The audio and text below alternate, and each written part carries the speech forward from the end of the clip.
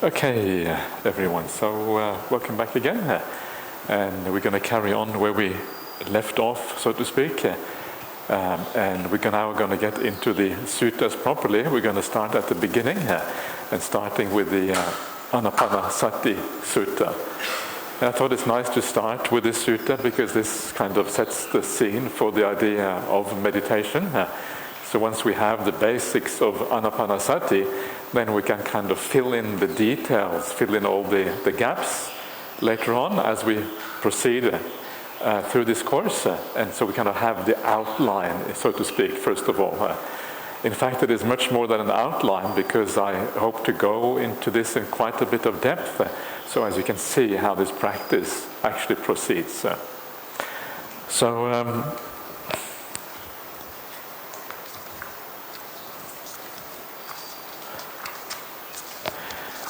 Okay, mindfulness of breathing, Anapanasati Sutta. It is a long sutta. This is the main extract of the sutta which comes here, and we're going to have a look at the main details. Just one. So one of the first things I just want to discuss very briefly is what are the suttas that are important. How do we decide which suttas to read, which suttas not to read? So one of the first things we want to do is to have just to decide what suttas to read. What are the suttas we should take as the main suttas of the Buddha? Because we have 4 main nikayas, and then we also have the Kadugannawa Nikaya. It's a vast kind of corpus of suttas. They are thousands and thousands. And because of that, it is useful to know where the focus should be. What are kind of the main things to consider and look at? And one of the kind of pieces of advice that has been given by many people, which I think is very important and useful piece of advice, is to remember that the suttas that the Buddha speaks again and again, the kind of things that are part of the 37 Bodhipakya Dhammas, the Sattatingsa Bodhipakya Dhammas, these things and the suttas that the Buddha speaks in many different places to many different kinds of people, these are like the core, the essence of what Buddhism is about. And so the Dhamma should never really be about taking one strange sutta, one strange word, which doesn't occur anywhere else, Anidasana Vijnana, a very interesting word. Or it's actually not a word, it's actually more like a phrase, very interesting, but it only occurs twice in the suttas. So we shouldn't kind of make too much out of something which only occurs twice. You focus on the main themes, otherwise you lose your way and you start interpreting the majority of suttas in light of a small minority, instead of interpreting the minority in light of the majority. The majority should always take precedence. The main themes should always take precedence. So on a retreat like this, when we look at the meditation that the Buddha taught, we should ask ourselves, well, what are the main teachings of meditation by the Buddha? What is the main thing here? And I would say that perhaps most central of all in the suttas is the idea of mindfulness of breathing, Anapanasati. Very important. Why? Because it occurs in many different places. There is an Anapanasati Sanyutta. One of the discourses we're going to have a look at now is like the main sutta on Anapanasati from the Majjhima Nikaya number 118. So it is something you find in a number of different places. And how about the Satipatthana Sutta? How to compare this to the Satipatthana Sutta? Well, the Satipatthana Sutta in the Pali tradition occurs twice. You have the Satipatthana Sutta, Majjhima Nikaya number 10, and then you have the Maha Satipatthana Sutta, Digha Nikaya 22. So it occurs twice.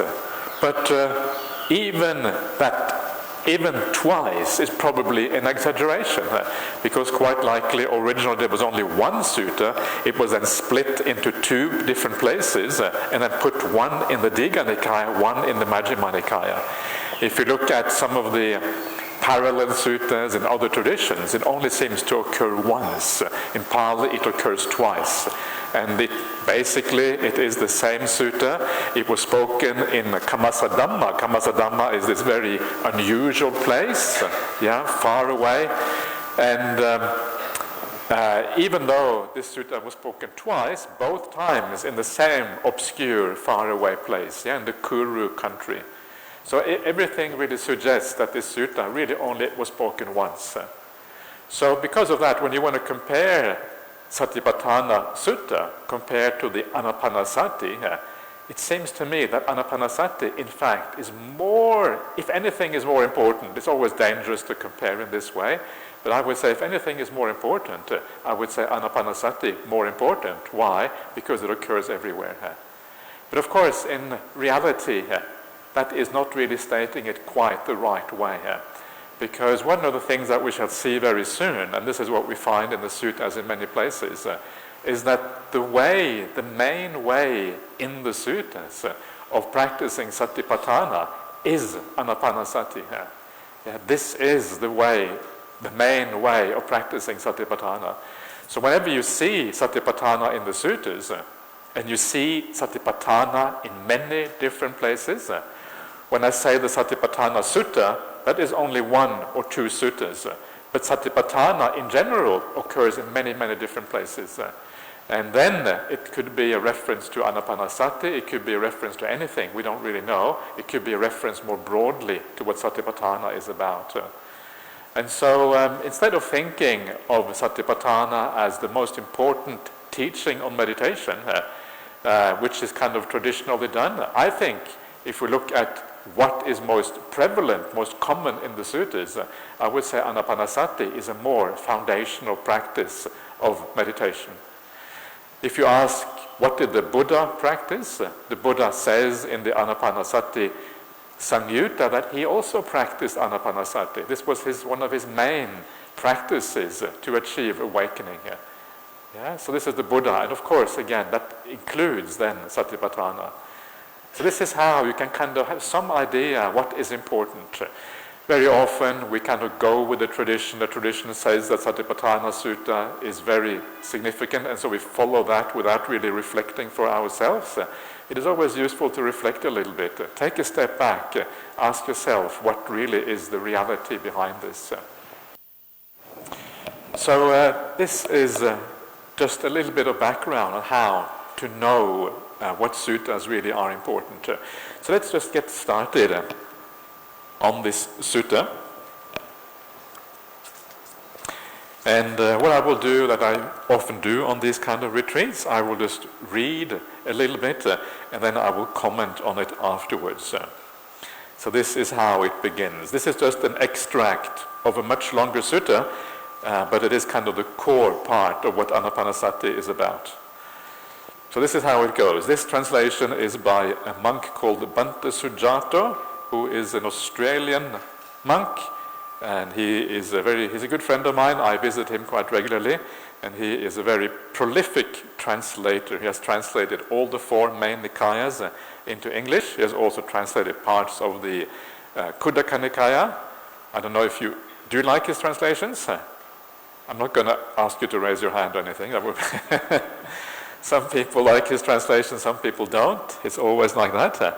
But I have chosen it because it is in many ways the most modern translation. And of course, as we translate, we can also look at how he does it. Does he do it right way? Can we add something maybe to what he is saying? Shall we criticize him or not? We shall see what happens as we go along here. It's good fun to criticize a little bit, not too much, but a little bit is good fun. And I'm sure he won't mind, because it's an important conversation to have when we criticize in a respectful way here. So let us go along and see what happens. So I have heard, At one time, the Buddha was staying near Savatthi in the eastern monastery in the stilt longhouse of Megara's mother, together with several well-known senior disciples, such as the Venerable Sariputta, Mahamoggallana, Mahakassapa, Mahakachana, Mahakotita, Mahakapina, Mahachunda, Anuruddha, Revata, Ananda, and others. So this is how it starts out.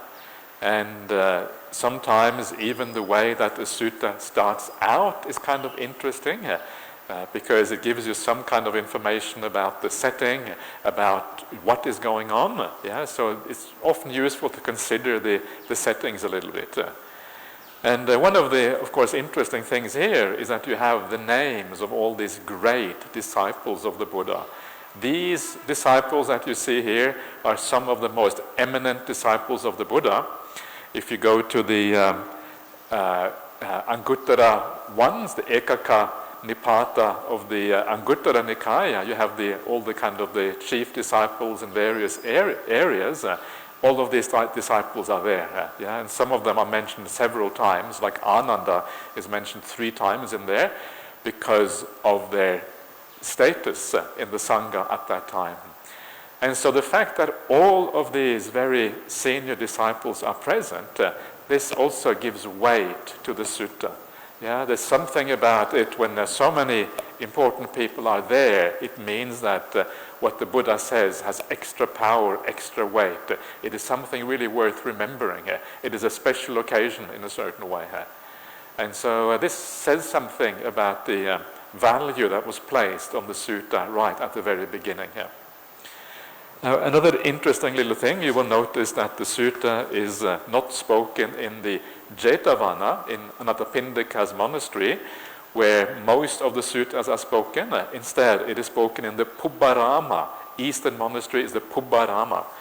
And this is the monastery that was given by Megara's mother, who is Visakha, right? Lady Visakha is called Megara's mother, Megara Mata. And so this particular monastery was given by her. And the fact that it is spoken not in the Jetavana, but in the east and the Pubbarama instead, usually that is also interesting, because one of the strange things about the suttas is that when the monastery was not known, you can imagine that after a long time they may remember a sutta, but they don't remember where it was spoken. Was it spoken here or was it spoken there? And if they can't remember, then usually they would say it was spoken in the Jetavana. It was spoken in the Anathapindika's Arama. So the fact that it is spoken somewhere else, again, means that in this case it was remembered. And so again, it points to an important kind of sutta in a certain way. Those suttas where the remembered location must have had a special impact on the mind, and that's why they remembered the location for the suttas. And the stilt longhouse, this is kind of a little bit of a side issue, but the Pali word is pasada, and pasada is sometimes translated as a mansion. But because pasadas were allowable for the monastics, because these were often monasteries, it is unlikely to be a mansion or a palace, sometimes translated as palace, which doesn't really make much sense in English. I'm not sure how you translate it into Sinhala. What is the word in Sinhala you use for pasada, Venerable Dhamma, you know? Pasada, same word? Nearly the same word. Oh, okay, yeah. Pasade. What does it mean? Like a big house? Yeah. Two-story building. Okay, yeah. That's how it is often translated in the commentaries. Yeah, multi-story building. Yeah. But what it actually means, and this is kind of interesting here, it actually, all of these pasadas, they were stilt houses. They were built on stilts. And that is kind of fascinating, because it gives you an idea of what India was like. Sometimes when we go to India, we find that there is very little archaeological evidence from the time of the Buddha. There's very few things. When you go to Savatthi, what you see in Savatthi, you see the kind of great embankments around the city. Yeah, when you go to some of the other cities like Kosambi also, you can see the great embankments. But the actual city, the houses, the buildings, all of that is already gone. Yeah, it's as if it never existed. And then you wonder, why is it gone? And this is the reason. They were stilt houses, so they were built out of wood. A stilt house is not built out of rock, right? It's built out of wood. And so when the fires came through, or the monsoon came through, or it deteriorated because of the weather, it was rotting and all of these kind of things, it would disappear within maybe a few hundred years, maybe even a few decades, because of the climate of India, but it would not last for a very long time. And so when you go today, you go to the Jetavana, you go to Savatthi today, what you find is the buildings you find now, the ruins you find now, are actually from a much later time. Yeah, the ruins of all the bricks that you see would maybe come from maybe 1,000 years after the Buddha or something like that. Everything is much later. So this is the reason. So sometimes we think that, how come there's no archaeological evidence? And sometimes that's kind of a bit, you want to travel to India, you want to see the sites, you want to see what it was like at the time of the Buddha. But unfortunately, a lot of it is gone, so you can't really see that. And this is actually the reason for that. There is a word for bricks in the suttas, and the word for brick in the suttas is ginjaka. So you have the famous Ginjaka Vasata. The Ginjaka Vasata is the brick house. It is the brick house. It sounds like there was only one brick house in all of north of India. The brick house. It was the Ginjaka Vasata. And this is an ancient word that means brick. Later on, the word for brick was itta. So when you see the Vinaya Pitaka, itta is used all the time for brick. But in the suttas, this Ginjaka is the most ancient word. And so in the very earliest period, bricks were very, very rare and very unusual. And that's why we don't find any remains from that particular time. It doesn't mean the Buddha never existed. The Buddha existed. It's just that there's no archaeological evidence. Not sure if you find that interesting, but whether you find it interesting or not, you've heard it. So that's how it goes. Anyway, so that is a bit of a sidetrack. So now let's come back to the idea of why we're here, which is the mindfulness of breathing here.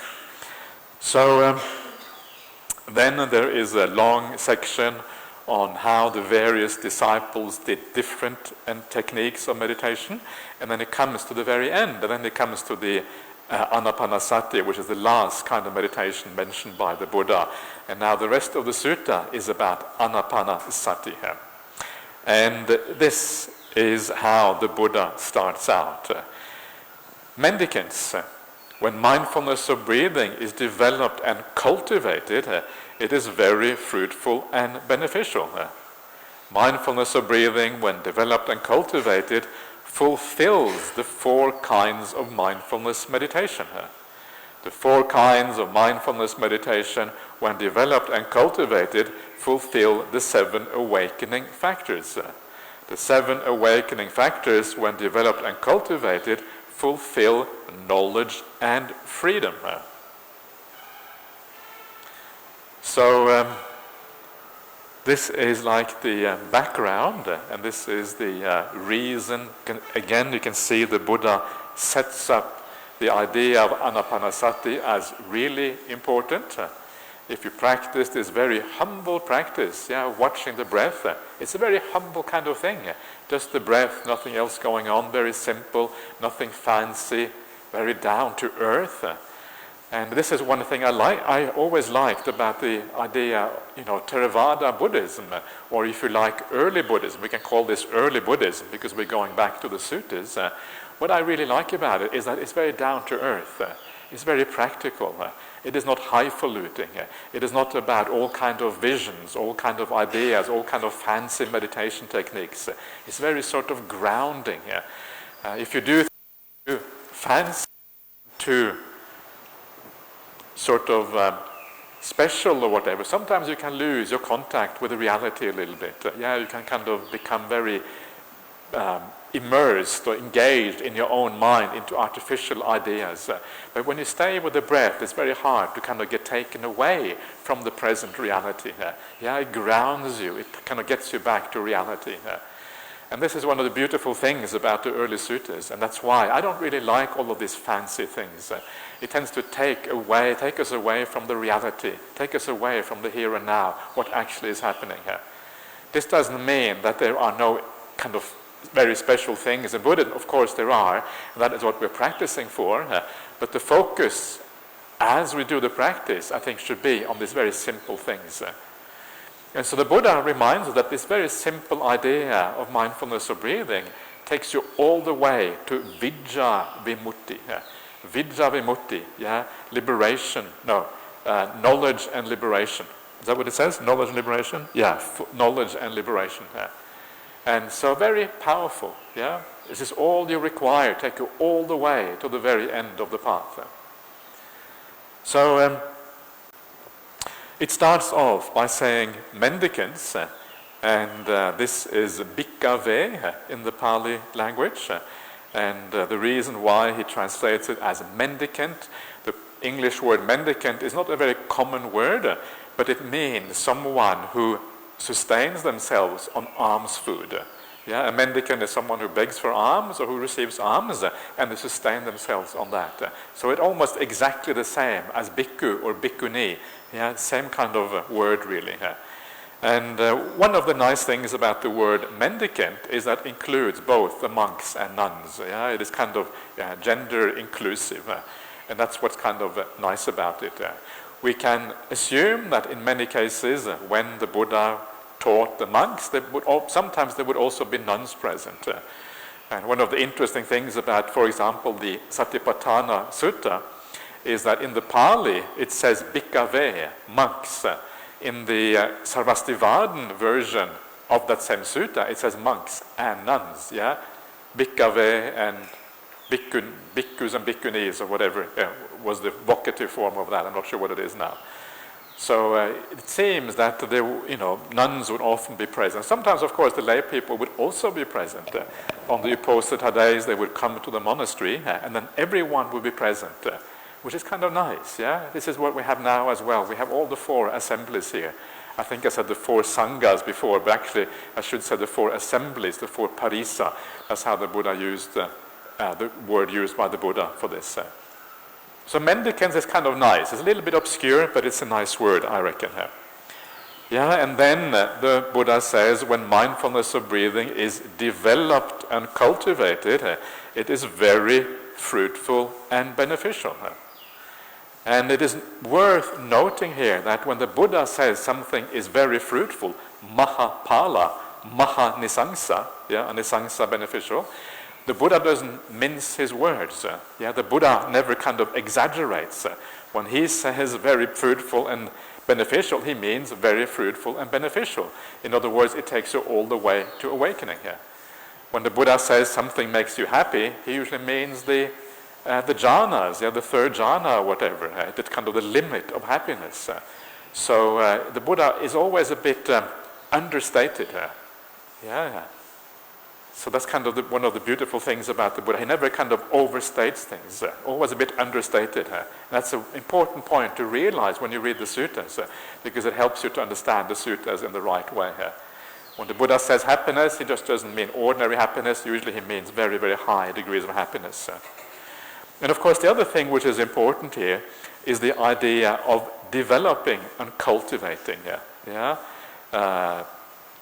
I think the Pali words here are bhaveti and bahulikata, bhavita and bahulikata, something like that.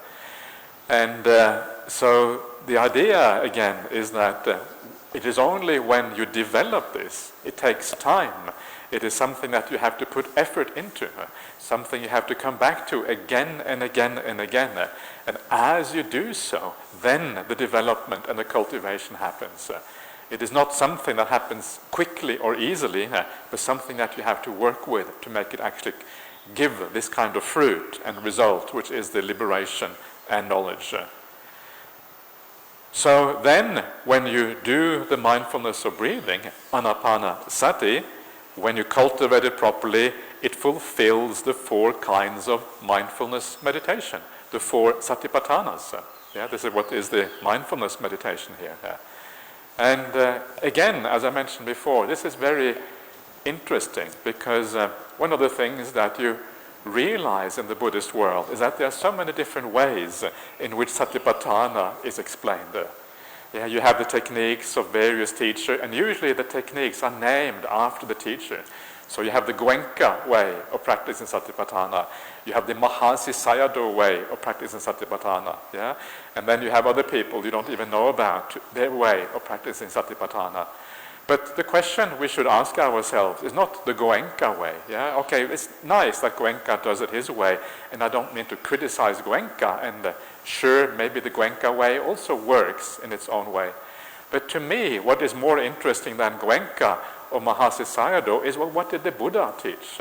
What is the Buddha's method of Satipatthana practice? And what we see in the suttas, the main kind of way, the main object of meditation that fulfills Satipatthana is always the breath meditation. And you see this in many, many places in the suttas. If you practice Anapanasati properly, it fulfills, it completes Satipatthana practice. That is all you have to do. You don't have to watch the feelings in the body. You don't have to watch painful feelings. You don't have to watch the greed in the mind and these kind of things. All you have to do is to watch the breath. And as you watch the breath, each one of the four Satipatthanas is fulfilled. Kaya-nupassana, Vedana-nupassana, Chitta-nupassana, and Dhamma-nupassana last. Everything comes to fulfillment by doing that. And this is very interesting. And one of the reasons why it is interesting is because when you go to the Satipatthana Sutta, the Satipatthana Sutta talks about Anapanasati only as part of Kaya-nupassana. If you remember the Satipatthana Sutta, Kaya-nupassana, you have 6 kinds of Kaya-nupassana. One of them is Anapanasati. The other one is Sati Sampajanya. Another one is the 4 postures. Other one, the 4 elements. Other one is the 31 parts of the body. And last one is the cemetery contemplations. The 6 aspects of Kaya-nupassana. But mindfulness of breathing is there. But then when you go to the Vedana-nupassana, it doesn't say anything about mindfulness of breathing. You go to Chitta-nupassana, it doesn't say anything about mindfulness of breathing. Dhamma-nupassana, nothing about mindfulness of breathing. And so what happens then is that sometimes you will hear that mindfulness of breathing is only Kaya-nupassana. You get that out of the way because that is like the basic meditation. And then you come to the Vedana-nupassana, you do something else, because it doesn't say anything about the breath. So you can't really watch the breath. So what you do, you watch the feelings or the sensation in the body or something like that. But what that means is that someone has been reading the Satipatthana Sutta without reading the broader context of the suttas, without really understanding that Anapanasati fulfills all the 4 mindfulness meditations, not just the Kaya-nupassana. And so why then? Why is it that the Anapanasati is found in the Satipatthana Sutta only as part of Kaya-nupassana? What is the reason for that? And I think this is actually very interesting because this is where we kind of go a little bit behind the ordinary way of studying the suttas. And this is where you kind of study the sutta in a broader fashion. And you use the various sources that we have for the Satipatthana Sutta. You compare the various sources with each other. For example, you have the Satipatthana Sutta, you have a version in the Vibhanga. The Vibhanga is the second book of the Abhidhamma Pitaka. You find it there. You find the Satipatthana Sutta in Sarvastivadin version, translated into Chinese characters.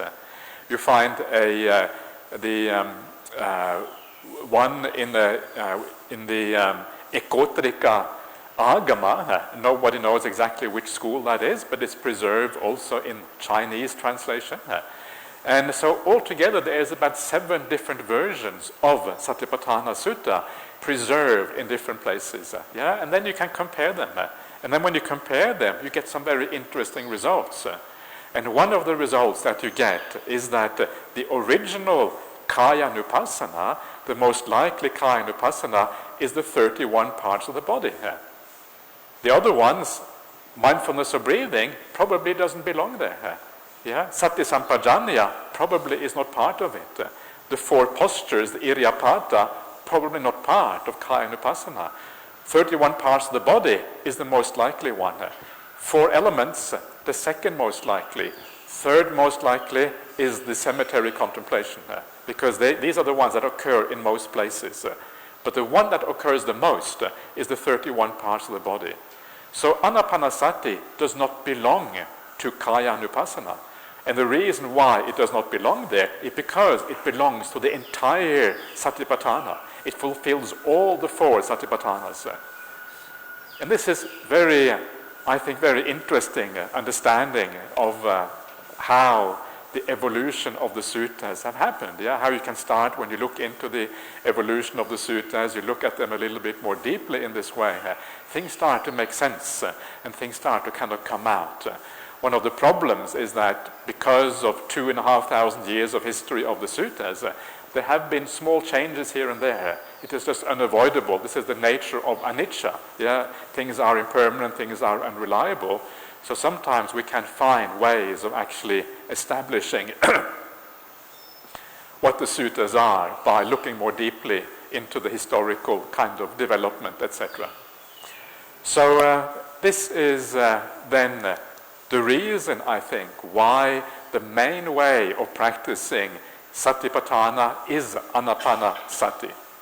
In fact, when you go to the Vedananupassana, then you go to the Chittanupassana, it does not say how to do it. It just says that you observe, you have the various kind of Vedana. You have the Sukha Vedana, Dukkha Vedana, Adukkama Sukha. You have the Niramisa, the Samisa Vedana, and all of these kind of things. And so you contemplate these things, but it doesn't say how you do it. It doesn't give you any context. And so the context then is the mindfulness of breathing here. So through mindfulness of breathing, that is how you come to understand these feelings. Through mindfulness of breathing, that is how you come to understand the mind. Through mindfulness of breathing, you also come to understand the Dhammas as well, all the way. Everything is included within this. So, Anapanasati is all that it takes, and to me that is a very beautiful way of thinking about meditation. It makes it very simple. And then you may ask, and this is, I think, is a very significant question to ask maybe at this point, and I will just discuss it very briefly here. If it is the case that mindfulness of breathing is enough to fill Satipatthana, but mindfulness of breathing is considered a samatha practice very often, whereas Satipatthana is often considered vipassana practice. So how can samatha practice and vipassana practice be the same thing here? How is this possible? And the answer to that is that I think it is wrong to think of Satipatthana as a purely vipassana practice. And I think it is wrong to think of Anapanasati as a purely samatha practice. What we find in the suttas, rather, is that samatha and vipassana always go together here. You wouldn't notice that when you read the suttas, you have samatha vipassana is one dvanda compound. The dvanda compounds, the kind of compounds you find in the Pali language. And so they always come together. And you develop them together, samatha vipassana bhavana together. And so the idea is that if you have more samatha, you have more vipassana. If you have more vipassana, you have more samatha. And both Satipatthana and Anapanasati develops both of these qualities together, because they always have to go together. You cannot really separate these things. When you see clearly, you feel by nature you're going to feel peaceful, because that's what clear seeing does. If you are very peaceful, that gives rise to clear seeing. They cannot be separated. They are two sides of the same coin, and they always kind of develop together in this way. The Buddha never says that there is samatha bhavana and vipassana bhavana. The Buddha says there's only bhavana, there's only meditation practice, and any bhavana that works is both samatha and vipassana at the same time. So I think sometimes our modern ideas, they tend to veer away a little bit from the way the Buddha taught. It is not necessarily wrong, but the way we talk about it can sometimes be wrong. And once we start talking about it slightly wrongly, we can also be led astray because of that. So you don't have to be afraid that if you just practice anapanasati, you're going to become some kind of samatha freak or samadhi kind of samadhi attached person. Yeah, no, it's not going to happen because these things always go together. So in any case, I'm going to talk more later on about how to develop vipassana in a slightly different way. And this is, to me, the main way that this is often talked about in the suttas. So, yeah. Anyway, that is just some ideas for you. We're going to have a Q&A session afterwards. So if you have some questions about this, please feel free to ask questions. Don't be afraid to, I'm not going to be offended regardless of what you ask, so please feel very free to ask whatever you like. You don't have to kind of not hurt my feelings or whatever. You're going to be fine. So just don't write your name on the piece of paper, right? Because that's over. Make it anonymous. So then when you develop the 4 kinds of mindfulness meditation, then they fulfill the 7 factors of awakening. Now before I go on to talk about the connection between Satipatthana and the Satta Sambojjhanga, I just said that in the suttas, it is anapanasati fulfills the 4 foundations, not the 4 foundations, the 4 mindfulness meditations. But there is another thing that is said to fulfill the 4 satipatthanas in the suttas, and that is the tini sucharitani. Tini sucharitani, the 3 kinds of good conduct, also fulfills the 4 satipatthanas. 3 kinds of good conduct: body, mind, and speech. And this is kind of interesting because this means that there is something parallel between satipatthana, or anapanasati, if you like, and the tini sucharitani. It makes you understand that the purpose of all of these meditation practices is ultimately to purify the mind. So watching the breath, practicing anapanasati the right way, is to purify your conduct completely, overcoming all the defilements. So one way of thinking about that is to watch the breath. Another way to think about it is as the tini sucharitani, the 3 kinds of good conduct. So there's different kind of angles on this. And when you have different angles, it also adds to the kind of the repertoire, the breadth of methods, if you like, or means that we have at our disposal to overcome the defilements. It is not just watching the breath. It is about using our mind wisely, thinking about people in the right way, thinking about the world in the right way, overcoming the defilements in daily life. This is one of the most important things in daily life, to overcome the defilements of the mind.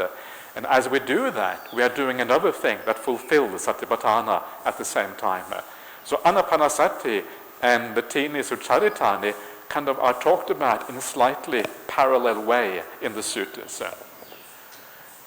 But then the Buddha says here that the Cattaro Satipatthana, the 4 mindfulness meditations, and by the way, I should say I don't like the translation foundations of mindfulness. I think it's wrong because it is not foundations of mindfulness, it is the application of mindfulness. It is the using of mindfulness to do meditation. It is not foundation of mindfulness. Sounds as if we are trying to establish mindfulness. No, mindfulness is already established, and now we want to use it to achieve samadhi. It's a different idea. So foundations of mindfulness is, to my mind, is not the right way of talking about this. It's a slight misunderstanding of what is going on there. So this is where we get into the nitty-gritty, and one of the reasons why it was translated in this way in the past was because people were saying satipatthana is sati plus patthana, when actually satipatthana is sati plus upatthana, and that actually makes a slight difference in how you translate it, and also just from the general usage in the suttas. But now about why the 4 applications of mindfulness, the 4 mindfulness meditations, why it is that it completes and it fulfills the sutta sambojjhanga, the 7 factors of awakening here. And the 7 factors of awakening, very important parts of the Buddhist path. Sati sambojjhanga, dhammavicaya sambojjhanga, virya sambojjhanga, piti sambojjhanga, samadhi, no, I forgot one. Did I forget one here?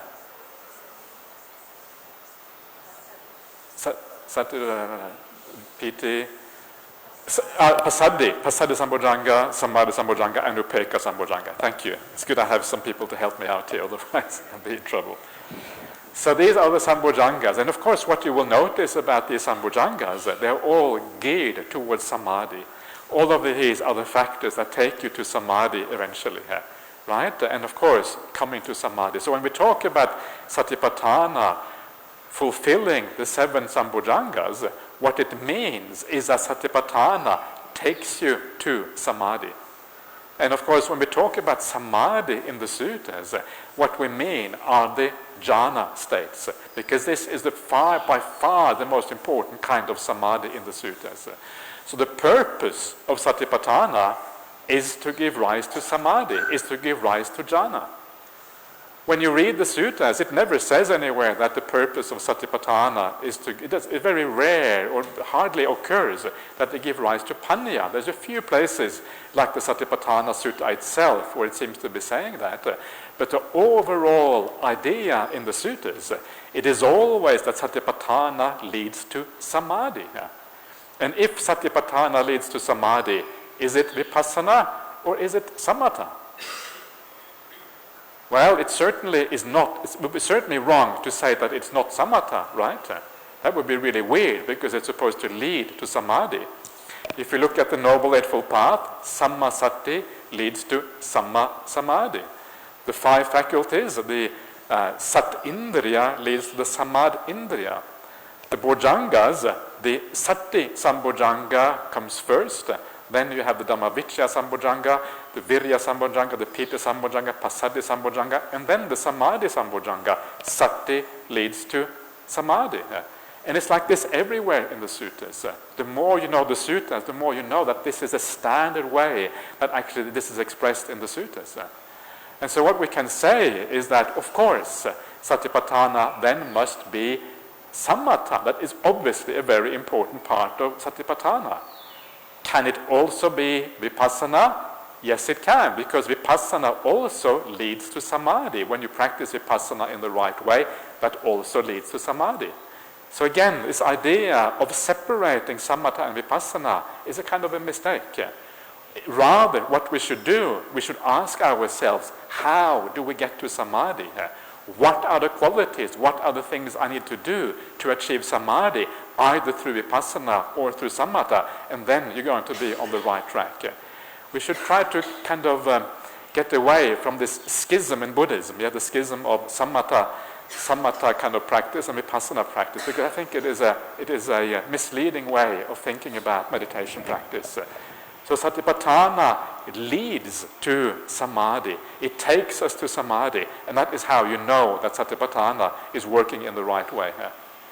So all of this is very, I don't know, to my mind, very, very interesting, because it shows a different approach to how these things and what is often taught in Buddhist circles. So satipatthana leads to samadhi, the satta sambojjhanga, and maybe we can talk a bit. We will talk more about those later on, probably. And then the Buddha says here that the satta sambojjhanga fulfills paripureti vijja vimutti. Knowledge and liberation. Knowledge and liberation are the highest things on the Buddhist path. Knowledge, of course, vijja really means this is what is insight in Buddhism. We can talk about insight in many ways. Often we translate the word vipassana as insight. I think vipassana is better translated as clear seeing than insight, because insight is like a moment, like a flash, bang. And vipassana is not like a flash. Panya is like a flash. Panya is when you see deeply. So panya, wisdom, Yeah, knowledge, vidya should really be insight, wisdom, and these are the same word. It's a kind of a flash of insight. Like you see in the sutta, some places in the Anguttara Nikaya, they talk about stream entry. When you become a sotapanna, a sovan, it's like a flash in the dark. Yeah, it's like a lightning in the dark. Yeah? It's like the light goes on. You see for a moment, and the darkness kind of comes back again. You lose that flash, but you remember it for the rest of your life. And so vidya are the real insights on the Buddhist path. This is what we live for. This is the insight into the three characteristics, anatta, anicca, dukkha. Yeah, this is what we're looking for. This is the insight of arahantship. And of course, what that means is that you get liberated. Yeah, vimutti is the idea of liberation. And I think it is really worthwhile contemplating these words a little bit, like vimutti. These are very powerful words. If you understand these words in the right way, they are used for a specific purpose.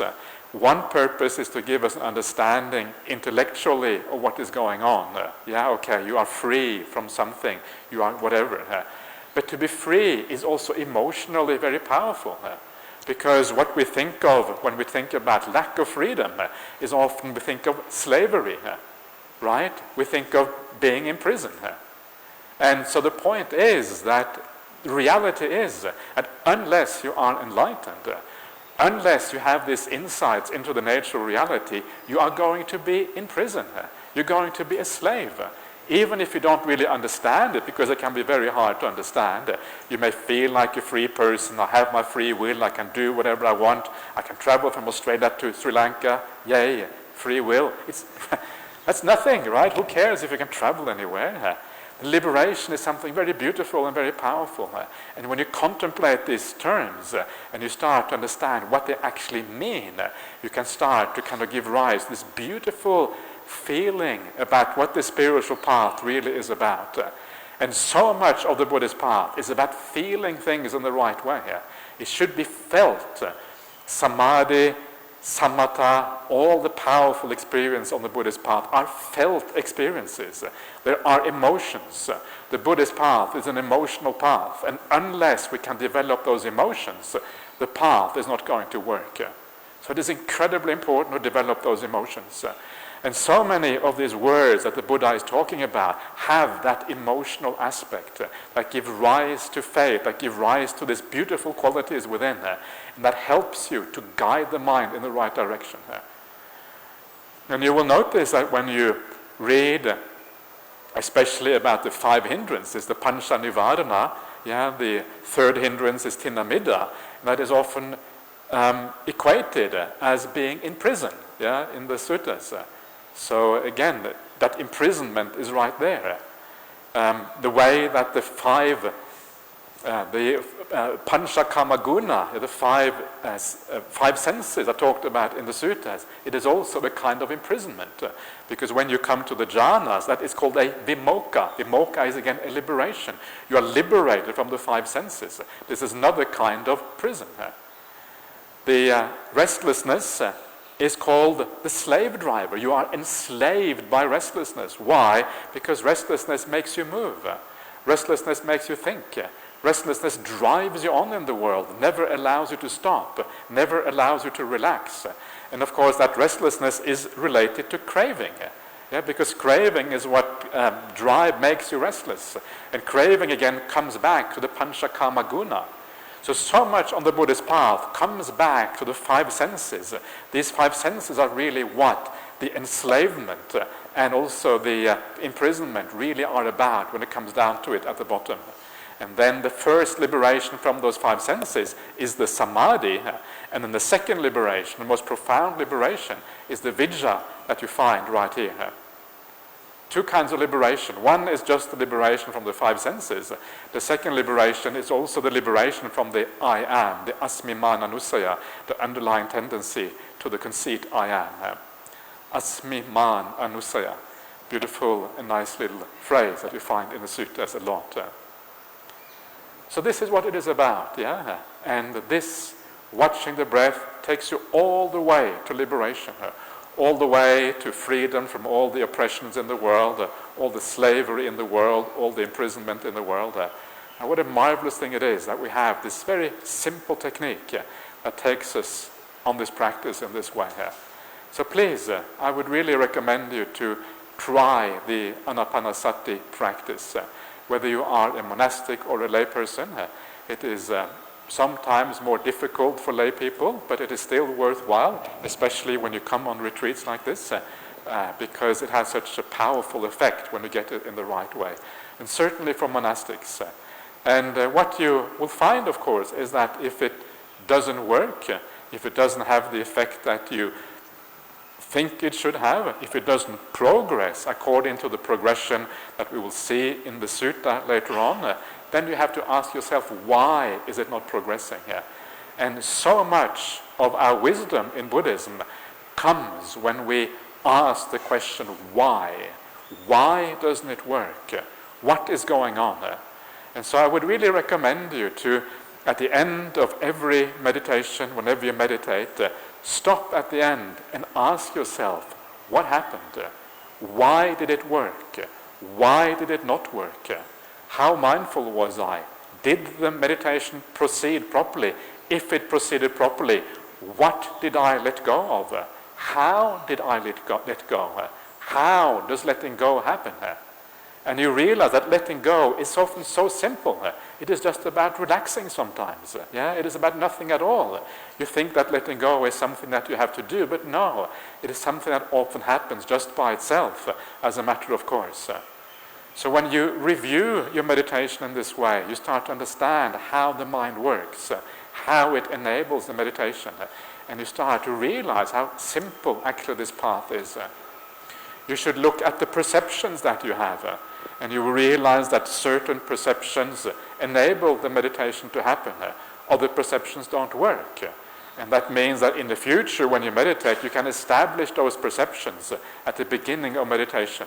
Yeah? And when you establish them, the process happens much more automatically as a consequence. So when you do things in this way, in a systematic way, and because the process is not working properly, and then you also have a look at the times when it doesn't work, and you try to understand why that is the case, that is where you find so much of the gold mine in Buddhism. Yeah, the mining of the real gold. Forget about the fake gold in the world, go for the real gold in the mind instead. And that is where you kind of find, ultimately, that very liberation that the Buddha talked about. So it's a few minutes to 5, but I will stop there anyway, because otherwise it kind of goes on to a slightly new topic in this particular sutta. So that is all for now. So I will be back again for a Q&A session. So please come then, and we'll carry on the discussion at that time.